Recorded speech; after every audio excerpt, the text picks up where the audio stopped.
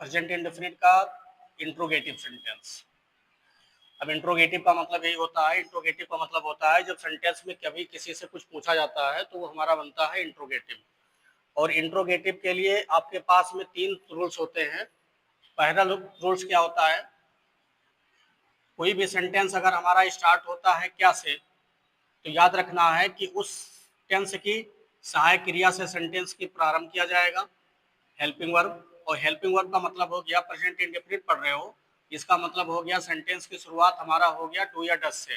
Do का प्रयोग तब किया जाएगा जब हमारा सब्जेक्ट प्लूरल होगा, और डज का प्रयोग तब किया जाएगा जो हमारा सब्जेक्ट सिंगुलर होगा। और इसके बाद आपका सब्जेक्ट प्रयोग किया जाएगा, वर्ब का फर्स्ट फॉर्म होगा, और उसके बाद बच्चे हो जाता है अदर वर्ड। दूसरा टॉपिक आता है जब कभी किसी वाक्य के बीच में आ जाए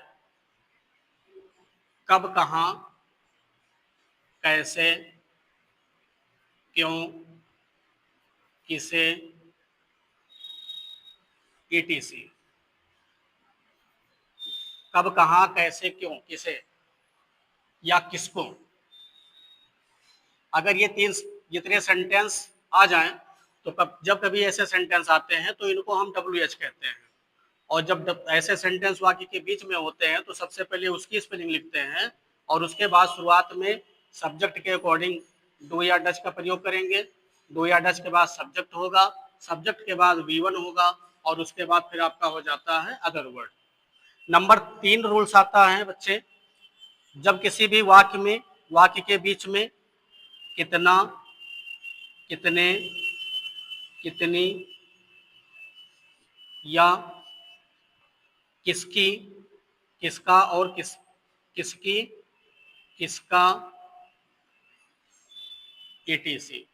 अगर कभी सेंटेंस में ये वाक्य आ जाते हैं तो याद रखना है हम इनको कहते हैं क्वेश्चन वर्ड। और एक बात और याद रखना है कि इसके साथ में पीछे कोई ना कोई नाउन दिया रहेगा, संज्ञा दी रहेगी। तो जब कभी ऐसे सेंटेंस आप बनाते हो तो सबसे पहले इनकी स्पेलिंग आप लिखोगे, इनकी स्पेलिंग लिखने के बाद आपको उस टेंस के या जो पीछे नाउन लगा रहेगा नाउन का प्रयोग करेंगे। नाउन का प्रयोग करने के बाद में हमको ये देख लेना है कि सबसे पहले हमारा जो सब्जेक्ट है वो सिंगुलर है या प्लूरल है।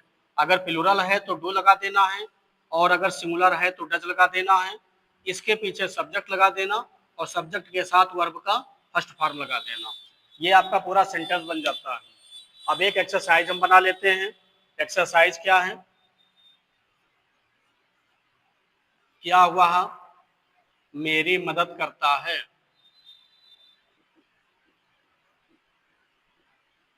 क्या वह मेरी मदद करता है। बच्चे वह लगा हुआ है, वह का मतलब हो गया सिंगुलर, और इसलिए क्या की मीनिंग जो बन जाती है वो सिंगुलर बनती है और बन जाता है डज। वह की स्पेलिंग हो जाती है ही। वह क्या करता है, मदद करता है। मदद करना का होता है हेल्प। किसकी मदद करता है, मेरी। मेरी का मतलब हो गया मी। पूरा सेंटेंस बन गया, डज ही हेल्प मी। अगर यही सेंटेंस यहाँ मेरा अगर प्लूरल बन गया तो ये डज की जगह पर डू हो जाएगा, और यहाँ वो प्लूरल सब्जेक्ट बन जाएगा, और आगे पूरा सेंटेंस आपका वही बन जाएगा। दूसरी बात है WH का प्रयोग। सेंटेंस है वह कहाँ जाता है। वह कहाँ जाता है। देखिए बच्चे तातीते पीछे लगा है, WH हमारा है कहाँ, अभी सेंटेंस में लिखा हुआ है। तो सबसे पहले अंग्रेजी बनाते समय इनका प्रयोग करेंगे। कहाँ की स्पेलिंग हो जाती है वेयर, और वह के लिए हो जाती है डज, और वह का हो गया ही, और जाता है का हो गया गो। वेयर डज ही गो। दूसरी बात, कितना, कितनी, कितने, किसका, किसके, किसके, etc इत्यादि अगर आते हैं तो बनेगा वह कितना पानी पीता है। कितना पानी पीता है। ऐसे वाक्य के लिए हमने बताया था आपको कि अगर कहीं भी किसी भी वाक्य में क्वेश्चन वर्ड कितना, कितनी, कितने या किसका, किसकी, किसे आ जाते हैं तो इनके पीछे एक नाउन जुड़ा होता है, और नाउन की स्पेलिंग इनके साथ हम यूज कर लेते हैं। पानी है, पानी हमारा होता है, पानी हमारा लीटर में आता है, गिनती हम नहीं कर सकते, और इसलिए हो जाता है हाउ के साथ हो जाता है मच, और पानी का हो जाता है वाटर। How much water. अब लगा है बच्चे वह, वह के लिए हो जाता है सहायक क्रिया डच, और वह का हो गया ही, और पीना का होता है ड्रिंक। ये आपका बनकर तैयार हो गया प्रेजेंट इंडेफिनिट का इंट्रोगेटिव सेंटेंस। इसको सब लोग नोट कर लें, और उसके बाद कल आपका पढ़ाया जाएगा प्रेजेंट कॉन्टिन्यूअस टेंस।